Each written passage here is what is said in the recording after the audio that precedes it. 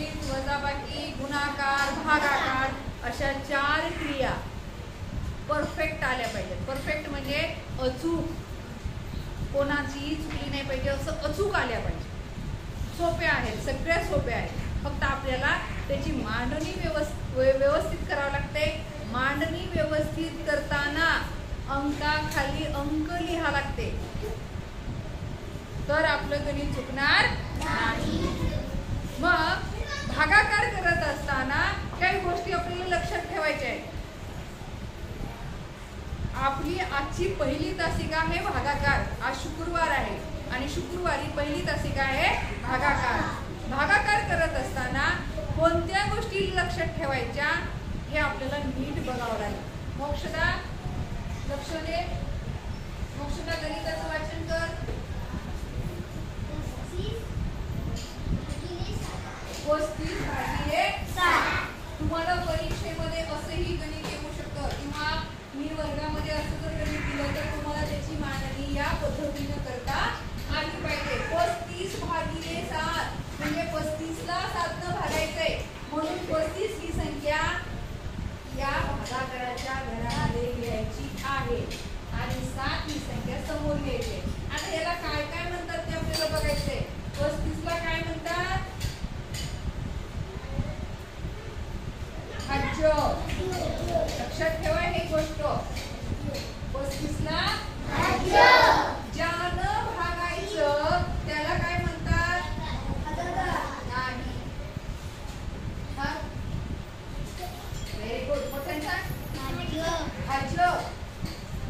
म्हणजे नाही बरं. काय? भाज्य. लक्षात ठेवा. या सामला काय म्हणतात? भाज्य. भाजक. भाज्य भाज्य नका करू. 35 ला भाज्य, 7 ला भाज्य. म्हणजे ज्या संख्येला आपल्याला भागायचं त्याला भाज्य, ज्या संख्येला भागतो त्याला भाज्य आणि वर जे उत्तर येतं त्याला भागाकार आणि खाली जी बाकी राहते त्याला बाकी. बघू आपण हे गणित आता आपण आपल्या क्लासमध्ये सोडून बघू. 7 चा पाढा 35 येईपर्यंत आपल्याला म्हणायचं आहे. म्हणा. 7×5=25. आपल्याला बोट नाही केलं तरी चालते. डायरेक्ट पाढा 7×5=25 असं म्हणलं तरी चालते. 7×5 भाग कितीचा बसला? 5चा. या 5 या संख्येला काय म्हणतात? भागाकार. बरोबर आहे.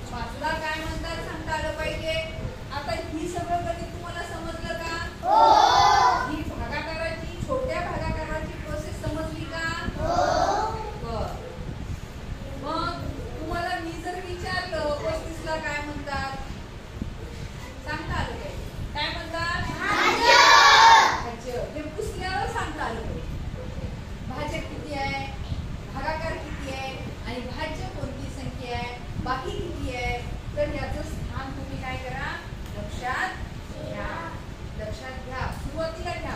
प्रत्येक गणिताला आपण असं लिहिणार नाही आहोत. पुन्हा आपल्याला फक्त भागाकार करायचा. आता हे झालं 2 अंकी संख्येला 1 अंकी संख्येनं गुणने. जरा नीट लक्ष ठेवा. 2 अंकी संख्येला 1 अंकी संख्येनं भागणे. आता आपण पुढचं असंच एक गणित भागाकाराचं बघणार आहोत. आता इथं संख्या येणार आहे 3 अंकी, पण इथं पूर्ण भाग जाणार नाही. बघा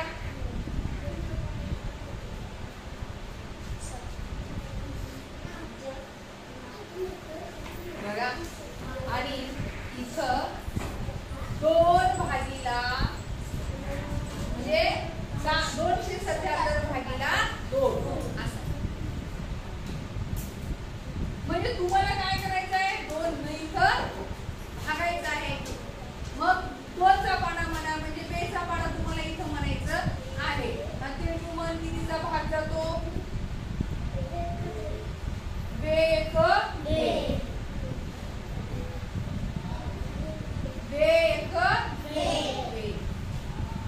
2 मधून 2 गेले 0. आता ही झाली पहिली पायरी. म्हणजे एका संख्येचा विचार केला. इथं आपण कसं केलं नव्हतं, कारण 7 या पाड्यामध्ये ती 2 अंकी संख्या होती म्हणून आपण डायरेक्ट गणित केलं होतं.